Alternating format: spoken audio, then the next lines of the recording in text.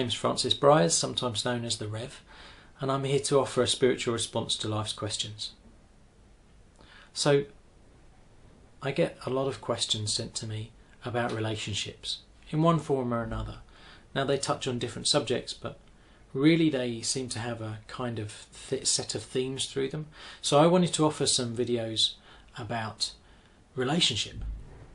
And the first place it felt important to start is my relationship with myself, our relationship with ourselves. Because whatever relationship I have with myself, to a great degree, will affect the kind of relationship I can have with anyone else.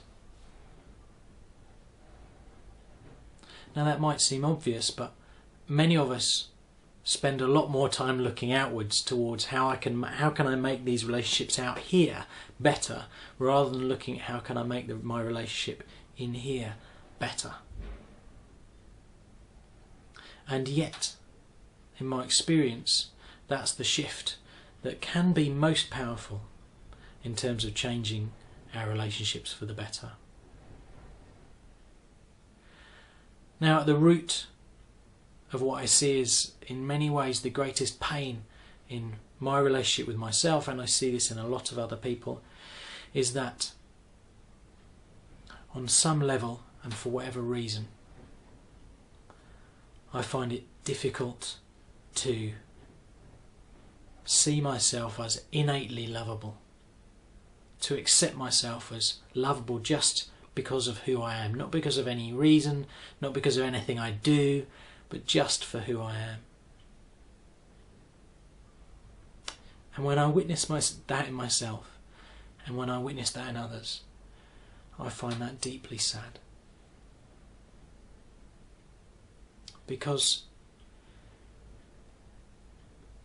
when I can't accept myself as lovable just for who I am, that gives birth to a myriad of problems. In me, it's that I need to do something special in order to be lovable. I need to be smarter, more skillful, more wise, because I am not lovable just as I am. I need to do something, I need to create something in order to feel worthy of love. And for others it will be other things. It could be earning money, it could be looking a certain way. You know, I think a lot of the poor health that we have with our bodies, whether that's overeating or not taking care of ourselves in some way, or over-beautifying ourselves, having plastic surgery, where feeling like I have to wear makeup all the time, which I've certainly experienced with some women particularly. Feeling like I have to be wearing certain clothes to feel comfortable. There's nothing innately wrong with any of those states. My experience is that a lot of those are indicators that on some level I don't believe that I am lovable, innately lovable just for who I am.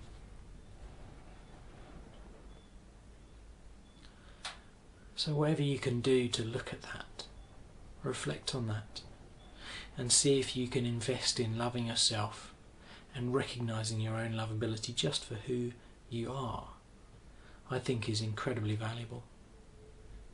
Difficult work at times, but incredibly valuable. It's something I've been working on for a long time, and still I feel like I have glimpses of moments when I can let the love in. I can let it land with me, and that lets me know that I'm loving myself in that moment.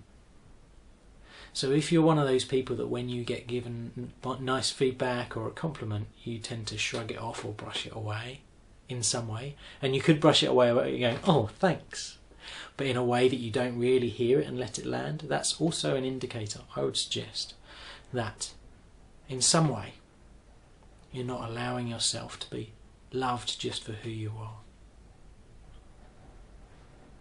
So watch out for that. And wherever possible, when someone offers you a gift of a compliment or lovely feedback, breathe it in. See if you can let it land in your heart. soften you. Soften yourself so that you can let it land. Because that kind of gift can help you to love yourself more. That's my experience.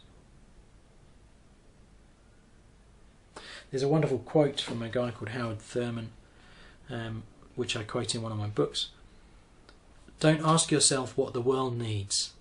Ask yourself what makes you come alive, and then go and do that. Because what the world needs is people who have come alive. And I would encourage something similar. To paraphrase, don't ask what you need to do to be more lovable. Find out what you need to do to love yourself and go and do that. Because what the world needs, what your friends need, and what you need more than anything else is a person that can love themselves. I hope that's set you to thinking perhaps in some different ways, or proves a valuable reflection. And it's offered as ever, with love.